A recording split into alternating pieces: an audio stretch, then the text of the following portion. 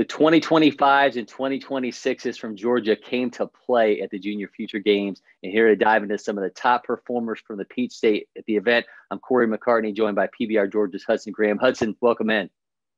Yeah, thanks for having me. Absolutely. Now, we'll start off with the 2025s. And this made for a really crowded space for Georgia with two 14U teams in the Junior Future Games. Who were those guys that that really stood out to you? Just give us a little bit on each one, the guys that you thought were among the top performers from this group. Yeah, for sure. So we got two teams, 14U. If we could put them together, we might have been hard to beat at the JFGs. But anyways, team one, we had Brady Christman, outfield catcher from Mary Pearson's. So he swung the bat well all weekend, really barreled balls up pretty much every at bat. Had 3 or 4 good hits to show for. Ran a 6.8 560, which was a PR for him, so he was super pumped about that. Really good player, starting to fill out a name to watch definitely in the future.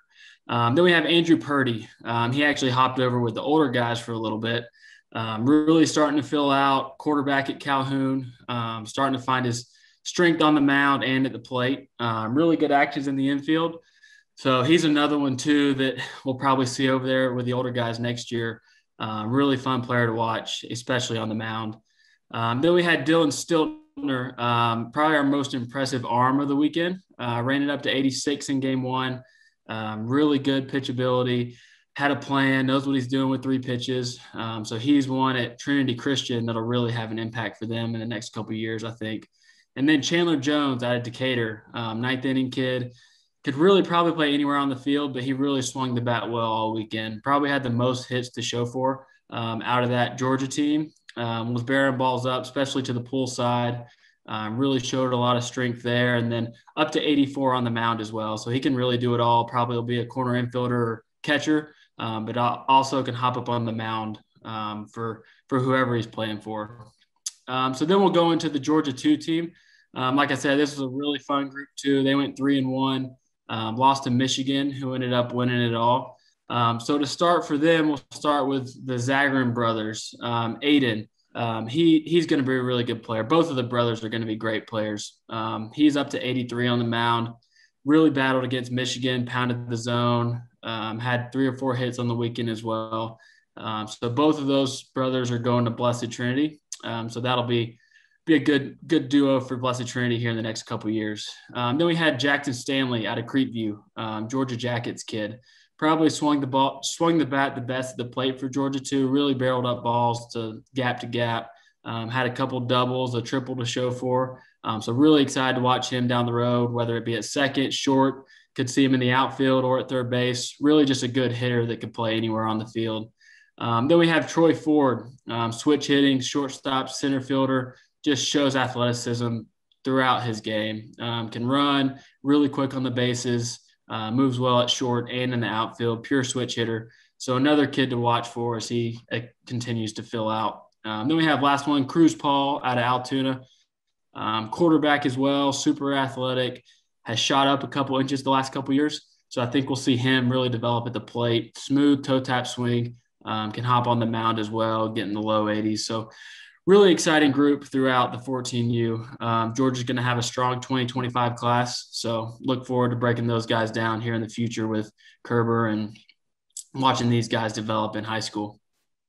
So certainly then we turned our attention to the 2026s. I know this was a really talented group, one that gave you a little bit of everything. I mean, it's some power, some speed, some impressive arms. What were the names to know from this group?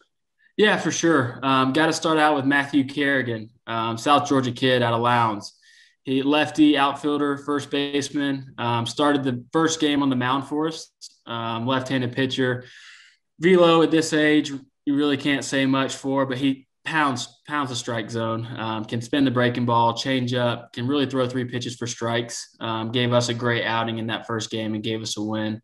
At the plate, too, he probably had the most hits on the weekend for the 13U team and came up with a huge 2-out double in the elimination game against Florida to bring it 4-3 and nearly give us a shot to win that game. Really good left-handed swing, stays flat through the zone, and barrels up balls consistently. Then you can't go without saying Deion Cole. Probably one of the best players in the country in the 2026 class. He'll be a name we'll hear for a long time. Just plus actions in the infield. He can flip it from any angle.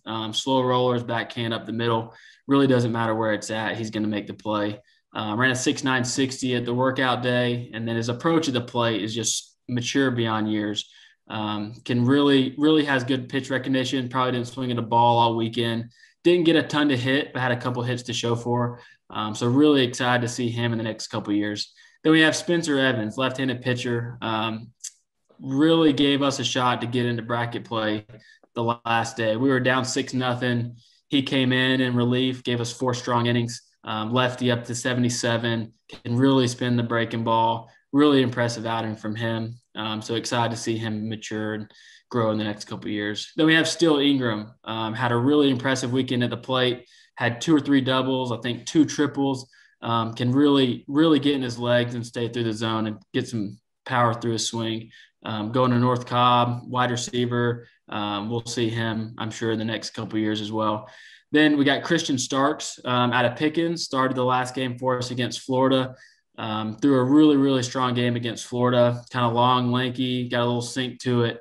Pounded the zone, really competed. Only gave up 1 run to them. Had a big bases loaded, 3-2 pitch, caught the corner, we thought, gave it a ball. But really fun player to watch, competes. So looking forward to watch him in the next couple of years as well. Well, if anyone wants to go back and watch it all, we've got you covered. The junior feature games and the feature games all available on Lake Point Live, powered by PlaySide. Get over to lakepointsports.com and get all the details on that. Also, be sure you're following Hudson_PBR on Twitter, as well as PBR Georgia. They got everything covered happening in the state for baseball. Hudson, thank you so much, man. I really appreciate it. Yes, sir. Thanks for having me.